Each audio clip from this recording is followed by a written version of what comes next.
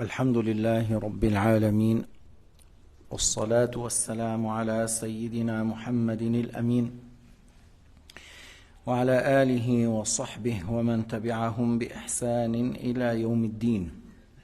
اللهم اجعل نياتنا خالصة لوجهك الكريم. كتاب بغية الطالب صحيفة 159. On est dans le livre بغية الطالب لمعرفة العلم الديني الواجب à la page 159 au sujet des jugements de l'apostat في أحكام المرتد. فائدة أخرى، قال الحافظ أبو زرعة العراقي في نكته المسمى نكت الفتاوى في الجزء الثالث صحيفة 181 على الكتب الثلاثة التنبيه والحاوي والمنهاج، ناقلا عن التنبيه للإمام أبي إسحاق الشيرازي: فإن أقام يعني المرتد على ردته وجب قتله، مقتضاه أنه لو قال لي شبهة فأزيلوها لم يلتفت لكلامه، وهو الأصح عند الغزالي، وعليه مشى الحاوي وقال بلا مناظرة بل يسلم وتحل شبهته. إذن المسألة الأولى، أبو زرع العراقي في كتابه نكت الفتاوى في الجزء الثالث صحيفة 181 يقول في تعليقه على الكتب الثلاثة الحاوي للفتاوي والمنهاج للنووي والتنبيه للشيرازي، يقول المرتد إذا بقي على الردة ولم يرجع للإسلام بعد 3 أيام قال وجب قتله. هكذا في دين الإسلام، شريعة المسلمين، القاضي المسلم هذا الذي يحكم. مقتضاه أنه لو قال هذا المرتد أنا عندي شبهة، أنا أقول هذا عندي شبهة، أزيل لي هذه الشبهة، لا يلتفت، ترجع للإسلام بعدين بنحكيك، بالأول ارجع للإسلام بعدين نتكلم بهذه الشبهة التي تقولها. هكذا قال الغزالي، على هذا مشى الغزالي وهو الأصح، ولا يناظر ولا نعمل مناظرة، أسلم ثم بعد ذلك نبين لك أن هذا الذي تقوله غير الصحيح، وأن هذا الذي تستعمله ليس دليل بل هو شبهة. Alors, une remarque importante, Al-Hafiz Abu Zur'a al-Iraqi, dans son livre Nukat al-Fatawi, à la 3e volume, à la page 181, et lui, il a fait un commentaire sur 3 livres connus chez les Shafi'iyya, le livre Al-Tanbih, le Shirazi, Al-Hawi, Al-Mawardi, Al-Minhaj, Al-Nawawi, et il a dit, en rapportant la parole de Shirazi dans le livre At-Tanbih, si l'apostat maintient l'apostasie, il ne veut pas se repentir, il ne veut pas revenir à l'islam par les 2 témoignages, il a dit, Shirazi, on le tue, il faut le tuer. Alors ça implique que s'il dit, l'apostat, mais j'ai un argument, j'ai quelque chose, un faux argument, il faut m'éclaircir à ce sujet, on ne lui donne pas d'importance, on ne fait pas un débat avec lui, il faut qu'il revienne à l'islam et après on lui explique ce qu'il a mis comme faux argument, ainsi de suite. Sur ça qu'il a dit, le Ghazali a pris ça, il a dit c'est ça qu'il avait juste, c'est ça la vie juste, il faut qu'il revienne à l'islam, après on lui explique que ce que tu as dit c'est un faux, c'est pas, et on lui explique que ça veut dire.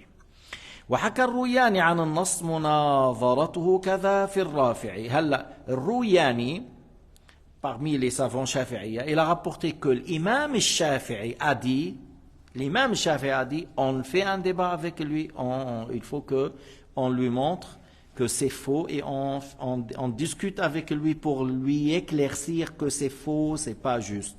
Comme ça, il a dit Rafi'i. Et tu vois, Rouyani, il rapporte que Shafi'i a dit ça et le Rafi'i, parce qu'on dit les 2 cheikh dans l'école shafi'iyya, c'est Rafi'i ou Nawawi. Rafi'i, il a rapporté ça. Encore, Rafi'i, il a dit comme Al-Mawardi, comme Al-Rouyani. وعكسه في الروضة وجعل الأصح عند الغزالي المناظرة.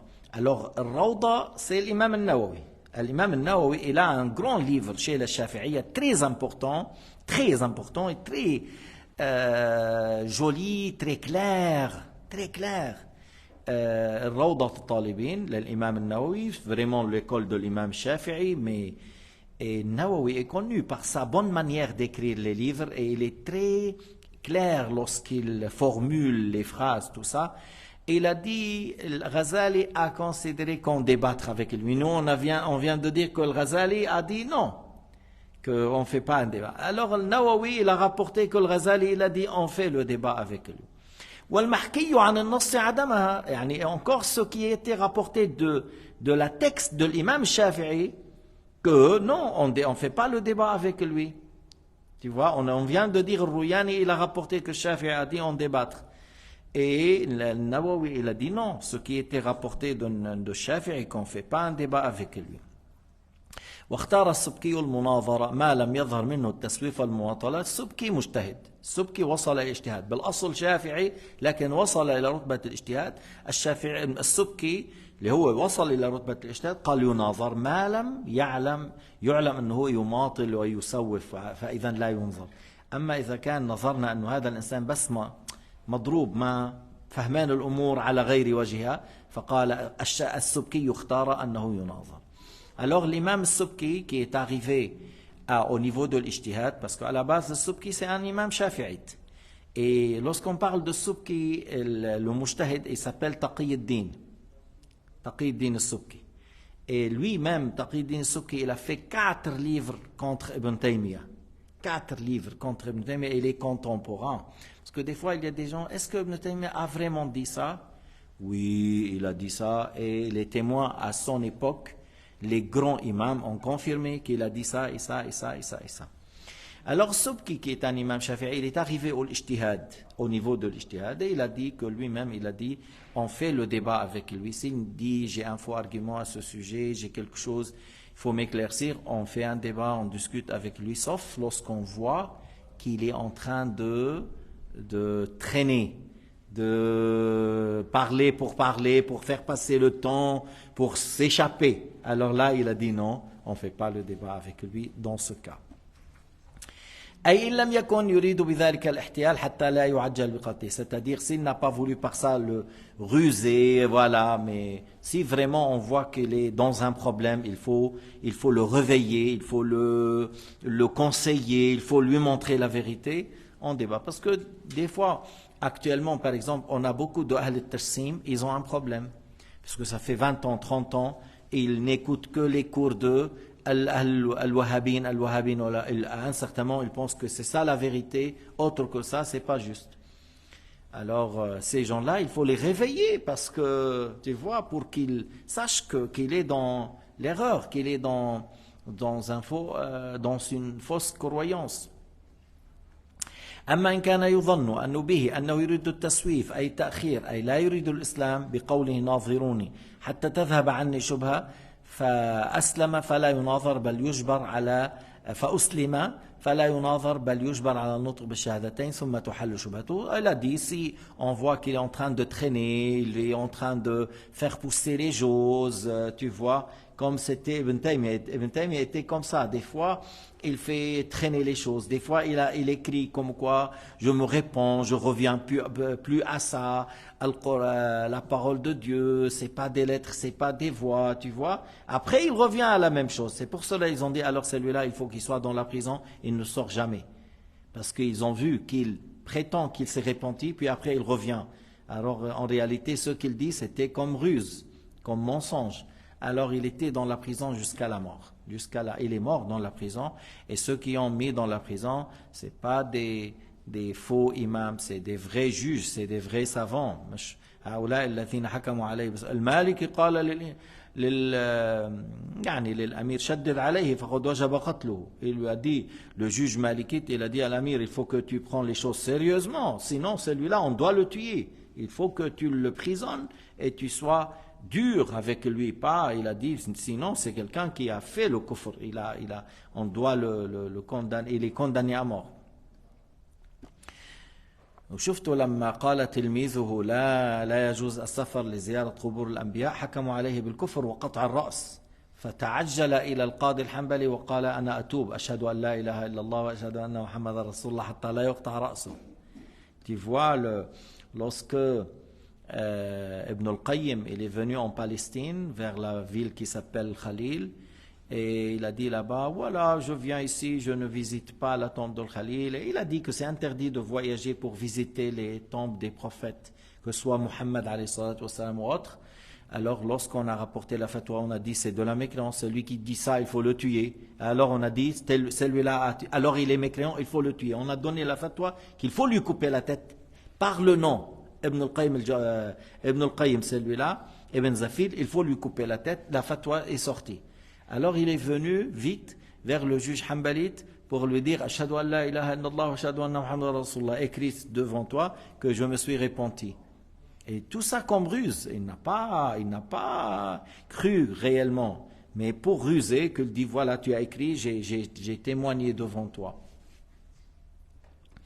ثم نقل أبو زرع عن التنبيه فإن كان حرا لم يقتله إلا الإمام. Alors il a dit Abu Zur'a al-Iraqi, en rapportant la parole de Tanbih, de Shirazi, que si c'est un homme libre, alors qui va appliquer la sanction de mort? C'est l'imam, c'est-à-dire le gouverneur, le calife et celui qui le remplace. كذا نائبه, c'est-à-dire celui qui remplace le calife. نعم إن قاتل في منعة قال الماوردي جاز أن يقتله كل من قدر عليه كالحرب. Alors il a dit que si c'est une personne, il est dans une tribu, il y a autour de lui des gens qui le défendent, il y a des gens qui le protègent, ils sont équipés, ils ont les armes. Alors il a dit à ce moment-là, celui-là, toute personne parmi les musulmans peut le tuer. Toujours on parle de qui? C'est le Mawardi. Moi je suis en train de rapporter ici les paroles des savants dans l'école de l'imam Shafi'i, qui est un imam le 2e siècle. Parce que je ne vous dis pas, si tu vois un apostat, tu vas le tuer, c'est le Cheikh Muwaffaq qui a dit. Attention. Ça, c'est ce qu'il dit Shafi'i, et ses imams, ils rapportent la parole de Shafi'i, et nous, on est en train de parler, qu'est-ce qu'il y a dans l'école de l'imam Shafi'i à ce sujet.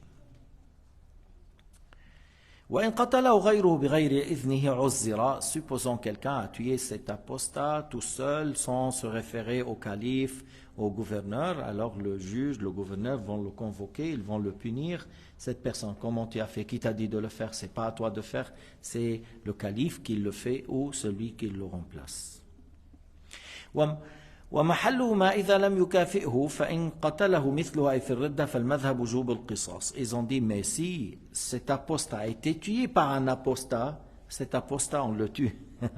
Si cet apostat a été tué par un apostat, alors voilà, il a dit l'école, la vie connue dans notre école qu'on lui tue, on le tue. وإن قتله إنسان ثم قامت البينة أنه كان قد رجع إلى الإسلام ففيه قولان أحدهما يجب القود والثاني لا يجب إلا الدية والأظهر الأول. C'est-à-dire, c'est une question importante. هذا الرجل اللي قلنا يعني كان واقع في الردة, cette personne اللي كان واقع في الردة était dans l'apostasie. Quelqu'un l'a tué, واحد قتله. Alors, après on s'est rendu compte qu'il était musulman, il est déjà revenu à l'islam. Cette personne a déjà témoigné et quelqu'un l'a tué en pensant. Alors il y a deux avis. Le premier avis, celui qui le tue, on le tue.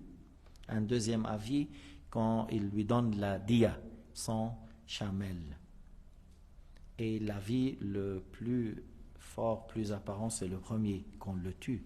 Parce que peut-être il fait sous un prétexte. Qu'est-ce que tu veux, Hassan? Dans le cas où justement l'apostat est mis à mort, qu'est-ce qu'il advient de la famille directe? Alors, si la personne est morte, qu'est-ce qu'on dit de sa famille? Seulement qu'on dit il n'y a pas d'héritage entre l'apostat et les héritiers musulmans. Si ses enfants, son épouse, tout ça, ils sont musulmans, lui à l'apostat, l'argent de cet homme-là, il va au trésor islamique. Mais hormis matériellement, est-ce que la famille a le droit de continuer à se rendre à la mosquée pour prier? Bien sûr, ils n'ont rien à voir avec lui, bien sûr. Bien sûr. Il y avait un saint qui s'appelle Harith al-Muhasabi, c'est un grand wali, un grand homme. Et son père était Qadari, il nie la prédestination de Dieu, son père. Il niait la prédestination de Dieu. Il était mu'tazili, il niait la prédestination. Et lorsqu'il est mort, il a laissé 40 000 dirhams, pièces en argent, métal. Alors le Harith n'a pas pris même pas un dirham. Il a dit parce que le messager de Dieu a dit il n'y a pas d'héritage entre deux personnes de religions différentes. et il n'a pas pris cet argent. Elle était partie dans le trésor islamique. Et le Muhasabi Harith, il n'a rien pris de ça, parce qu'il a dit ça c'est de la mécréance et mon père était apostat. طيب هلا في مسألة أخرى. ثم قال قول المنهاج فإن أسلم صح وترك كان ينبغي أن يقال فإن أسلم أي المرتد والمرتدة كما فعل في قوله فإن أصر قتل. Alors il a dit tout d'abord, si il a dit après le minhaj Nawawi, c'est Nawawi. Il a dit qu'il s'il embrasse l'islam, c'est valable, on le laisse. Il a témoigné, on le laisse. Il a dit c'était mieux de dire s'ils ont embrassé l'islam, parce qu'avant il a parlé de l'apostat et de l'apostate, de l'homme et de la femme. Alors s'il a parlé de deux, c'est bien de dire pour les deux. S'ils ont embrassé l'islam, c'est valable et on les laisse. On ne les tue pas. Comme lorsqu'il a dit, et lorsqu'ils insistent, on les tue. Voilà. Il a dit comme ça, il fallait dire, c'est-à-dire une question linguiste dans la langue arabe. قوله وإن تكرر منه ثم أسلم عزر نص عليه الشافعي رحمه الله وقال إلا أني أرى إذا فعل هذا مرة بعد أخرى أن يعزر. Alors il a dit que s'il a embrassé l'islam, on lui a dit, alors il a témoigné, on le laisse. Maintenant, s'il a fait plusieurs fois, il fait l'apostat, puis après il revient à l'islam, il a dit, il faut le juge qui le convoque et il va le punir. Prison, quelques coups de fouet, le juge, il voit. Parce qu'il a répété. Il a dit, chef, et il l'a dit, que s'il a fait ça une fois après une autre, c'est pas dès la première fois, il a répété plusieurs fois, alors il faut lui donner une punition qui est suffisante de ne pas revenir. ومقتضاه أنه لا يعذر بفعله مرة واحدة. Ça veut dire que si une fois, la première fois, il a apostasié, on lui a dit c'est la mécréance, il faut témoigner, il a témoigné, il ne faut pas ni le mettre dans la prison, ni le fouetter, parce que c'est la première fois, c'est tout. وقد حكى ابن يونس الإجماع عليه فلا يغتر بمن يفعله من القضاة. Ibn Yunus, lui qui rapporte la parole de Shafi'i, il a dit même, il y a l'unanimité sur cela, sur ce sujet, que s'il a apostasié la première fois, il ne faut pas après le frapper, le fouetter, le mettre dans la prison. Alors, mais il y a certains juges qui le font de la première fois. Il a dit il ne faut pas prendre cela en considération. C'est-à-dire que ces juges, il leur manque un peu de connaissance à ce sujet. خلينا نحكي لكم أنه بشريعة موسى شو كان حكم المرتد؟ يقتل. Dans Shari'at Moussa, c'est lui qui fait l'apostasie et après il revient à l'islam. Il faut qu'il subisse la mort, même s'il est revenu à l'islam. C'est pour cela ceux qui ont adoré le veau, parce que Moussa il a été vers le mont de Sinaï. Tu vois, il s'est absenté un moment, 40 nuits. Il est revenu, il a trouvé 70 000 en train d'adorer le veau. قال تعالى فتوبوا إلى بارئكم فاقتلوا أنفسكم. Allah Ta'ala a dit repentissez à votre Créateur et laissez la mort sera pratiquée sur vous. يقال نزل عليهم غمام. Ça a été rapporté qu'il y avait de nuages, de brouillard qui est descendu et que lorsque le taureau a été, on l'a mis le feu et c'est devenu de la poussière, et que ceux qui ont adoré, il y avait sur leur front ou sur leur visage de la poussière de l'or. Lorsqu'il y avait le brouillard, alors ça se voit l'or sur celui qui a adoré. Alors ceux qui n'ont pas adoré le veau, ils ont tué ces gens-là.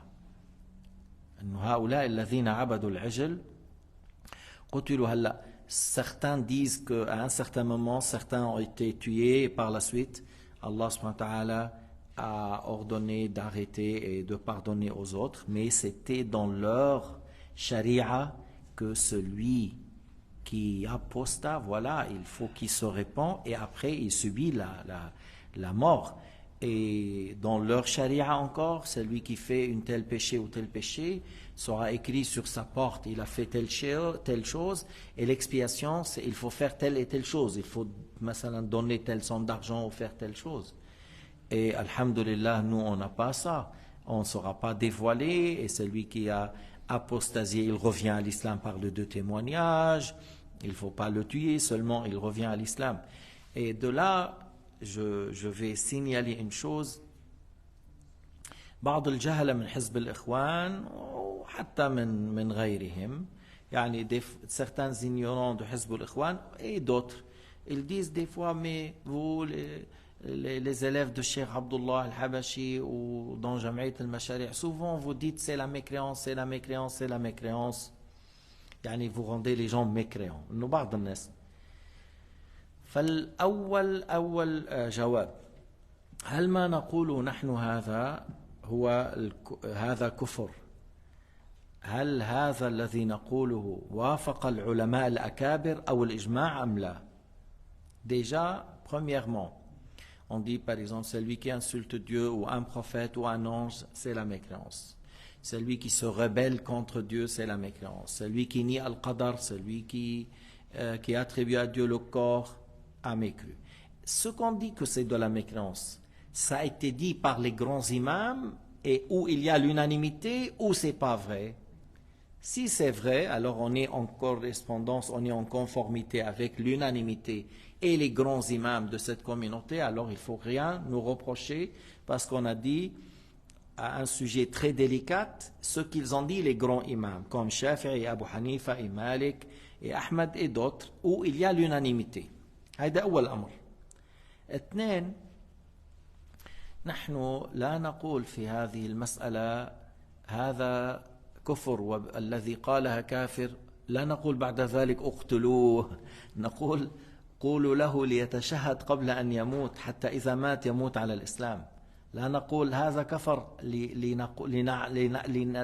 لنقتله بعد ذلك كما هو حال داعش والوهابية في الماضي. الوهابية كانوا يقولوا كفر ليقتلوا الناس ويسرقوا أموالهم وداعش نفس الأمر والفيس بالجزائر نفس الأمر كانوا يكفرون فيقطعون الناس تقطيع ويضعون الأطفال في الفرن وهم أحياء. نحن ليس هذا. نحن نقول للإنسان هذا الكلام الذي قلته مخالف لشرع الله للقرآن كذا العلماء قالوا كفر فلان قال فلان ارجع للإسلام قبل أن تموت لأنك إن مت على هذا دخلت النار مخلدا ونحن لا نحب ولا نرضى لك بذلك. هذا هو. فهل هذا يعاب من فعله أم يمدح وأي مدح.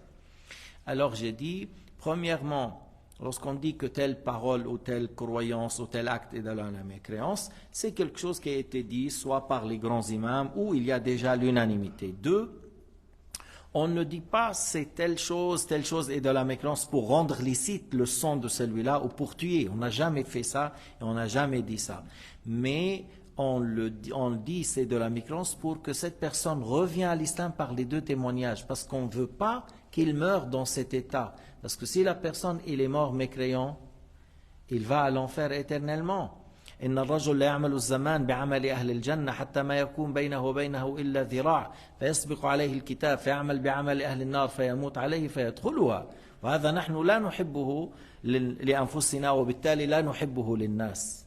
Sayyidina Muhammad a dit que ça arrive, certains hommes, il agit par les actes qui ramènent au paradis.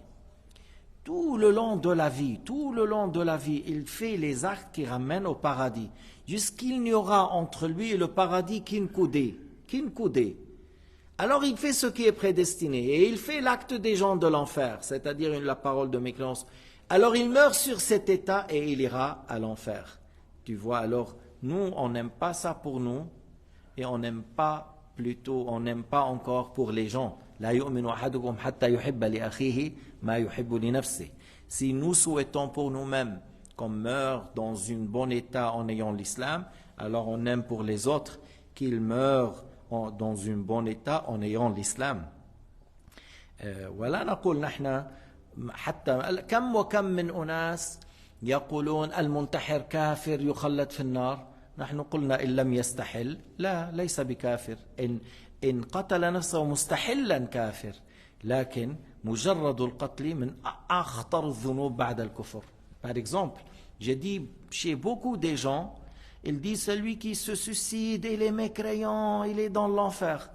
Nous on a dit, nous, c'est-à-dire comme les savants de l'islam, pas seulement nous et les savants de l'islam, on dit que le péché le plus grave après la mécréance, c'est le fait de tuer quelqu'un ou se tuer, se suicider ou tuer quelqu'un. Et si quelqu'un, il s'est tué, mais il n'a pas dit c'est halal, il sait que c'est haram, mais quand même il a fait le suicide, alors il a fait un très grand péché, il n'est pas mécréant réel. Tu vois, et on explique aux gens, on explique aux gens. Al-Wahhabiyya, tu sais, l'Wahhabiyya, dans plusieurs cas, ils disent, voilà, celui qui ne prie pas, il est kafir, il dit à la dame, c'est mécréant, tu peux te marier avec quelqu'un d'autre. Mais nous, on dit, la majorité des savants de l'islam n'ont pas dit ça. La majorité des savants de l'islam n'ont pas dit ça. Il y a certains qui ont dit, il y a certains comme Nakha'i, Ishaq ibn Rahawayh, un avis de l'imam Ahmad, mais la plupart n'ont pas dit ça. أغلب الفقهاء ما قالوا تارك الصلاة كافر حقيقة كافر خارج من الدين، إنما قالوا معنى الأحاديث التي وردت في هذا بين العبد وبين الكفر والشرك ترك الصلاة، قالوا معناه ذنب قريب من الكفر يشبه الكفر. فالأغلب على أن هذا قريب من الكفر يشبه الكفر، وبعض العلماء اللي هم ليسوا الجمهور قالوا هو كفر حقيقة. فنحن نقول بإيش؟ بما قال الجمهور. Nous on dit, qu'est-ce qu'ils ont dit la majorité des savants de l'islam. Yani pour vous dire que c'est pas juste de dire que souvent on dit aux gens c'est la mécréance, non. Mais on est dans une époque où la mécréance est très répandue. Si je vous cite la parole d'un imam de 2 siècles en arrière, dans le livre Tanwir al-Qulub et dans le livre Sullam al-Tawfiq, من 200 سنة 2 siècles en arrière، قال وقد كثر في هذا الزمان التساهل في الكلام حتى إنه يخرج من بعضهم ألفاظ تخرجهم عن الإسلام ولا يرون ذلك ذنبا فضلا عن كونه كفرا. Alors, j'ai dit l'auteur de livre Tanwir al-Qulub, l'auteur de livre Sallam al-Tawfiq, c'est des savants shafi'ites de à peu près 2 siècles en arrière. Et ils ont dit dans leur livre qu'à leur époque, il n'y avait pas la télévision, ni le téléphone, je pense non plus le radio, il n'y avait pas tous ces moyens de communication, ni télévision, ni cinéma, Et ils ont dit, les gens bavardent trop, parlent trop, à tel point que l'un d'eux prononce la mécréance et ne la considère même pas un péché. Et il prononce le kufr. Et ils ne la considèrent même pas un péché. Ça a été dit 2 siècles en arrière. Ils ont dit, les gens parlent trop, bavardent trop. Et ça arrive que beaucoup parmi les gens prononcent le kufr et ils ne le considèrent même pas un péché. Même péché, ils ne le considèrent pas. Et à plus forte raison, c'est de la mécréance. Alors pour dire 2 siècles en arrière, ils ont dit ça, les savants de l'islam, qu'est-ce qu'on dit aujourd'hui ? Qu'est-ce qu'on dit aujourd'hui avec tous les moyens de communication? Une personne en Chine ou en Australie, il fait une plaisanterie de mécréance, par 1 seconde, ça passe, au bout de 2 heures, 3 heures, il y a 1 million qui ont déjà reçu. Et je ne sais pas combien de millions qui répètent. Il y a des paroles de mécréance qui se disent par ça. Tu te gênes, tu veux pas donner l'exemple, tu veux pas parler de ça, tu veux pas. Mais il y a des gens, leur travail, c'est le fait de venir au café, prendre un café et inventer des plaisanteries là où il y a la mécréance. Sur Moussa, sur l'islam, sur Adam, sur Mohammed, sur le paradis, sur Dieu. Vous avez vu les pièces de théâtre en France, là, certaines elle faisait une pièce de théâtre, elle dit j'étais au tawaf, il y a quelqu'un qui m'a mis le doigt. Shay khatir. Où les gens dans la salle, ils rigolent. فالضحك واحد استحسان الكفر كفر. admirer la mécréance, apprécier la mécréance, c'est de la mécréance. فإذا شو عم تحكي أنت؟ إذا من 200 سنة العلماء يقولوا ما هذا الذي وصلنا إليه؟ الناس تنطق بالكفر ولا تعتبره معصية. Les savants de l'islam, ils disent mais quel mauvais état! 2 siècles en arrière, il y avait l'Empire ottoman. إذا أنا كان عندي, j'avais le livre de 5e année dans les écoles au temps de l'Empire ottoman. Et c'était une école au Tripoli de Liban pour les élèves de 5e année. J'ai ouvert, il y a un vieux homme, mais je pense qu'il est mort. Il venait à la mosquée lorsqu'on était à la gare. Il y avait des moustaches comme ça. Ou quelqu'un, il m'a dit, voilà, j'ai un livre que j'ai amené avec moi depuis le Liban. C'est un livre depuis l'Empire ottoman. Je l'ai ouvert. Tout ce que je dis, moi, dans les leçons, c'est écrit dedans. Les 3 sortes de mécréance, les attributs de Dieu, les exemples qu'on dit, il ne faut pas dire ça pour les prophètes, il ne faut pas attribuer ça. Et lui, il était content parce qu'il assistait à mes leçons. Il m'a dit, regarde, qu'est-ce que j'ai. Et le livre, je pense je peux le trouver. Il est quelque part dans les placards, je peux le trouver.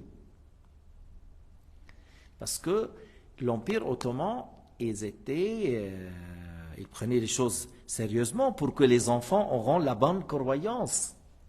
Ils enseignaient la bonne croyance à l'école. Et moi, ça c'est un livre, c'était de 80 ans en arrière, de 80 ou 90, maintenant 90, 1920, à peu près 1920 ou 1930. Alors tu vois maintenant,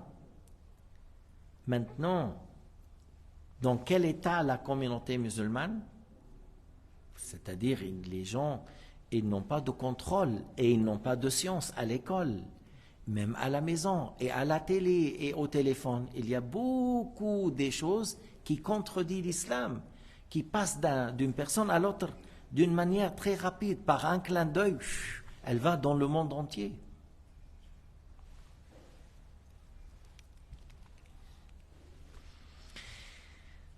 طيب قول الحاوي في قاذف النبي فلا شيئا أسلم قاله أبو إسحاق ورجحه في الوجيز وأقره في التعليقة. طيب هلا on a dit qu'il embrasse l'islam et on lui fait rien. Et s'il a insulté le prophète Mohammed alayhi salatu wassalam, alors le Hawi, dans le livre Hawi, il a dit on le laisse. Il a embrassé l'islam, on le laisse. Il a dit ça encore à Abu Ishaq, c'est-à-dire Shirazi, et Al-Ghazali, dans son livre Al-Wajiz, il a favorisé cet avis, et Al-Qadi Hussein, qui on l'a dit, Allamatud Dunya, un grand juge de l'Égypte, qui s'appelait Al-Qadi Hussein, il a dit encore, c'est comme ça. قال حتى لو كان القذف بما يوجب الحد لا يجب. Il a dit, supposons celui-là, il a insulté le prophète par quelque chose que normalement il y a la pratique d'arrêt, comme s'il attribue la fornication. Mais celui-là, il est revenu à l'islam, il a admis que c'est de la mécréance, et il est revenu à l'islam, il a dit on le tue. قال الفارسي يقتل حدا. Alors maintenant on va rapporter d'un savant qui s'appelait Al-Farisi, il a dit il embrasse l'islam et on le tue parce qu'il a insulté le prophète Mohammed sallallahu alayhi wa sallam. قال الصيدلاني يجلد 80. الصيدلاني il a dit que une fois qu'il revient à l'islam on le fouette 80 coups.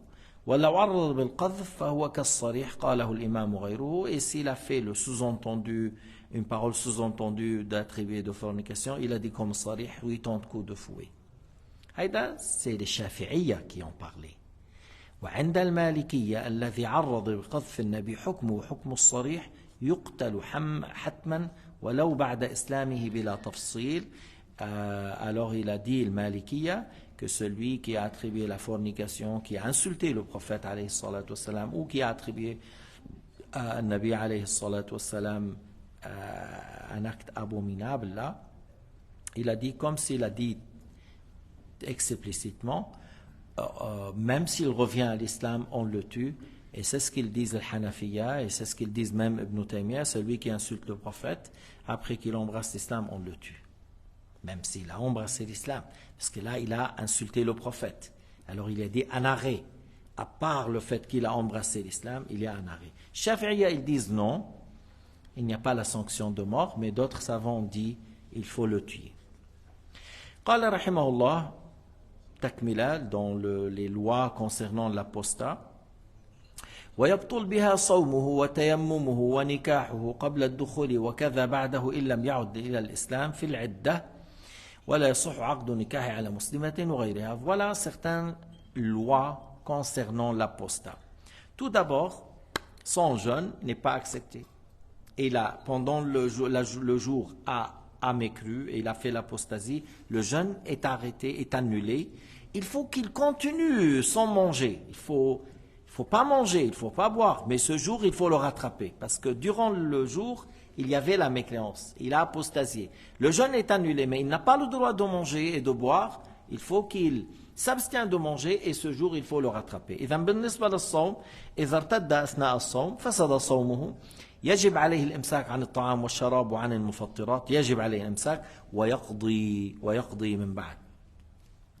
يبطل تيممه. Alors tayammum c'est une purification avec les pierres ou avec la terre, selon Shafi'i avec la terre. Alors il a apostasié, alors le tayammum est annulé parce que c'est une purification faible. Tandis que le wudu, selon Shafi'iyya, celui qui a fait le wudu, il a apostasié, il revient à l'islam, il avait toujours le wudu. Mais les autres imams ont dit même son wudu est annulé. Comme le Maliki il dit son wudu est annulé. إذن عند الشافعي الردة تبطل التيمم ولا تبطل الوضوء وعند المالكية أيضا الردة تبطل الوضوء selon المالكية l'apostasie annule même الوضوء. طيب لو فرضنا كمان بالصلاة واحد عم يصلي كفر بطلت صلاته فيعيد. Si quelqu'un est dans la prière et il a mécru, كيف يعني il a mécru dans la prière? Supposons il a douté au sujet de Dieu. S'il a douté au sujet de Dieu, alors sa prière est annulée. Il faut revenir à l'islam par shahada, les deux témoignages, et refaire la prière. ومن ذلك أن نكاحه بطل بمجرد الردة من أحد الزوجين قبل الدخول بالزوجة. Alors, maintenant une autre loi, quelqu'un il a fait le contrat de mariage avec la femme, seulement le contrat, il n'est pas encore chez lui. La femme n'est pas encore, il n'a pas consommé le mariage. Le mariage n'a pas été consommé. Seulement on a fait le contrat de mariage et l'un des deux a apostasié. Le mariage est annulé complètement. Le mariage est complètement annulé. Il faut refaire le contrat de mariage. إذا حصلت الردة قبل الدخول خلاص انفسخ النكاح لا بد من عقد جديد لا بد. فالردة قبل الدخول تقطع النكاح ولا تحل له ولو عاد إلى الإسلام أو عادت إلى الإسلام إلا بنكاح جديد. وأما إذا كانت الردة بعد الدخول فإن عاد للإسلام قبل انتهاء العدة وهي 3 أطهار عاد العقد يعود العقد يعني هو يكون موقوف وإن لم يعد حتى انقضت العدة فبيكون إيش العقد مفسوخ. Alors maintenant si quelqu'un il a consommé le mariage et par la suite il y avait l'apostasie qui a eu lieu de l'homme ou de la femme, on dit ce mariage est suspendu. Pendant l'apostasie, c'est suspendu. S'il est revenu à l'islam pendant la période de viduité, qui est 3 périodes de pureté, selon le Hanafiya, 3 périodes de menstru. Mais de toute façon, ici, nous, on parle selon Shafi'i, parce qu'on dit suspendu, c'est ce qu'il dit Shafi'i, c'est suspendu. Alors, pendant 3 périodes de pureté, s'il est revenu à l'islam dans cette période, le mariage reprend. S'il n'est pas revenu à l'islam et il y a 3 périodes de pureté qui ont passé, alors on dit à cette femme, maintenant, et à cet homme, vous n'êtes plus marié, le mariage est complètement annulé, il faut refaire le contrat après. Parce que apostasie, et il y a 3 périodes qui ont passé sans que celui-là revienne à l'islam, sans que celui qui est tombé dans l'apostasie revienne à l'islam. فإذا رجع ضمن العدة عاد العقد إن لم يرجع تبين أن العقد مفسوخ من وقت الردة. S'il est revenu à l'islam, ça veut dire, si dans l'idda, alors le mariage revient et on sait que si dans cette période il a eu un divorce, le divorce a eu lieu. Parce qu'il est revenu dans l'idda. Et supposons dans l'apostasie, jusqu'il revient à l'islam, il a prononcé le divorce il est compté. Tu vois? Il est compté. Mais si cette personne-là qui a apostasie et que par la suite il a divorcé et il n'est pas revenu à l'islam, il n'est pas revenu à l'islam, les 3 périodes de pureté ont passé et il n'est pas revenu à l'islam, alors le divorce qui a eu lieu, qui a fait, n'a pas eu lieu. Parce que le mariage est annulé depuis l'apostasie du fait qu'il n'est pas revenu à l'islam dans toute cette période. ومنها أنه لا يصح عقد النكاح لمرتد على مرتدة ولا على يهودية ولا نصرانية ولا مسلمة. Un homme apostat qui insulte Dieu, qui insulte les prophètes. Il était musulman, après il est devenu athée. Il était musulman, il est devenu hindou ou bouddhiste, par exemple. Il a rentré dans une autre religion, ou il n'est pas rentré dans une autre religion, mais il se moque de Dieu, de l'islam, alors c'est un apostat. Celui-là, il ne peut pas se marier avec une musulmane, il ne peut pas se marier avec une chrétienne ou juive, il ne peut pas se marier avec une apostate comme lui. Il ne peut pas. Yani, c'est pas valable, c'est ce qu'on dit. Mais lui, il vit avec une femme, on dit voilà, copain-copine, mais c'est pas un mariage. C'est pas un mariage. ومن هنا يعلم أن هؤلاء الشباب الذين هم من أبناء المسلمين الذين يرتدون بتغير العقيدة أو بإطلاق الألفاظ الكفرية لا يصح عقد زواجهم. De là, vous voyez que beaucoup parmi les jeunes qui se disent musulmans, soit au Liban, soit en Tunisie, soit en Égypte, soit en Algérie, il y en a beaucoup des paroles de mécréance au Maroc ou il y a dans le monde arabe, il y a beaucoup des choses terribles. Et en Albanie encore, hein, Kosovo encore. Ils m'ont dit, quelqu'un il a dit, lorsqu'il y avait des éclairs, il dit, ah c'est Dieu qui nous fait des photos. Parmi les choses là, tu vois comment il y a des gens qui osent dire des choses. Alors, ces jeunes-là qui font de l'apostasie, les paroles de mécréance, leur mariage n'est pas valable. Même avec une personne comme lui, apostate comme lui, avec une musulmane, avec une chrétienne. Non, c'est pas valable. قال الله تعالى فإن علمتموهن مؤمنات فلا ترجعوهن إلى الكفار لا هن حل لهم ولا هم يحلون لهن.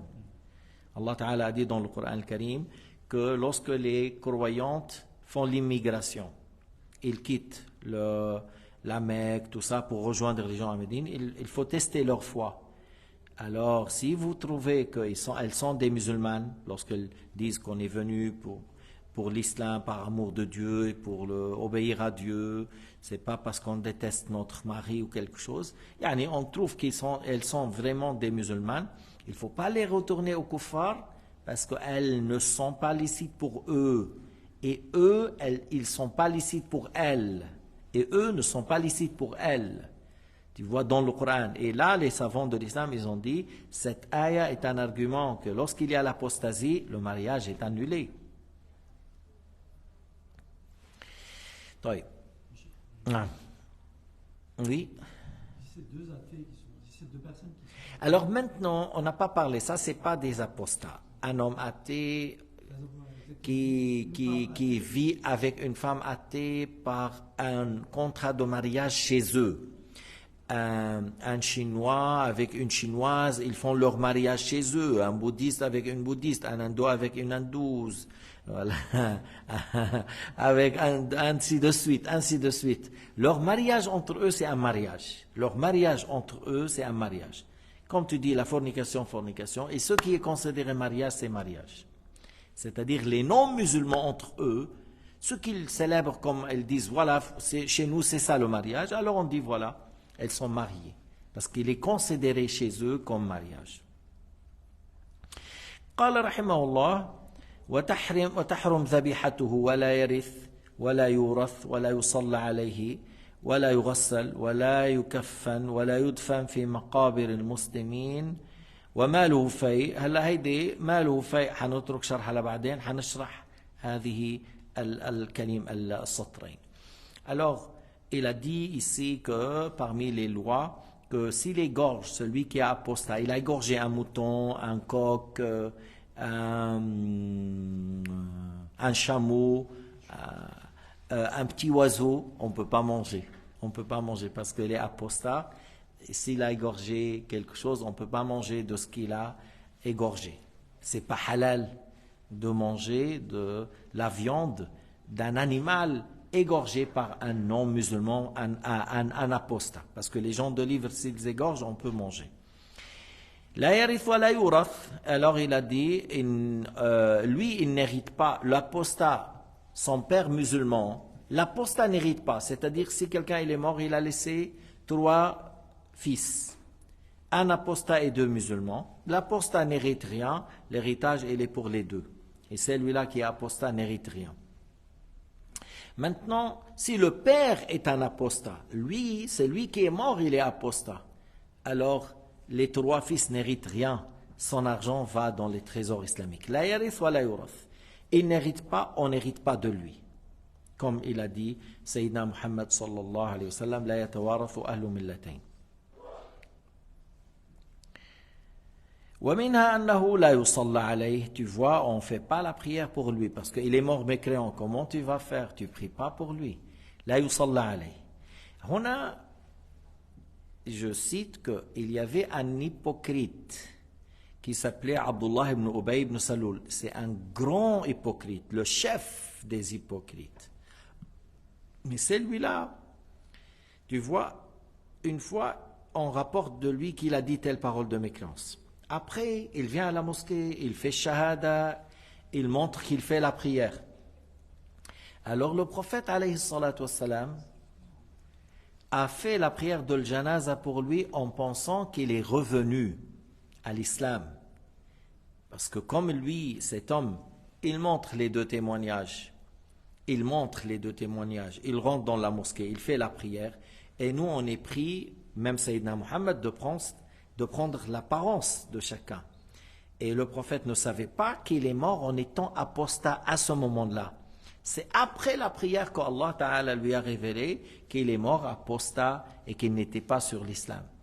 Et cette question est très importante parce qu'il y a des gens qui ne sont pas dans le niveau de science, ils n'ont pas assez de science et de connaissances.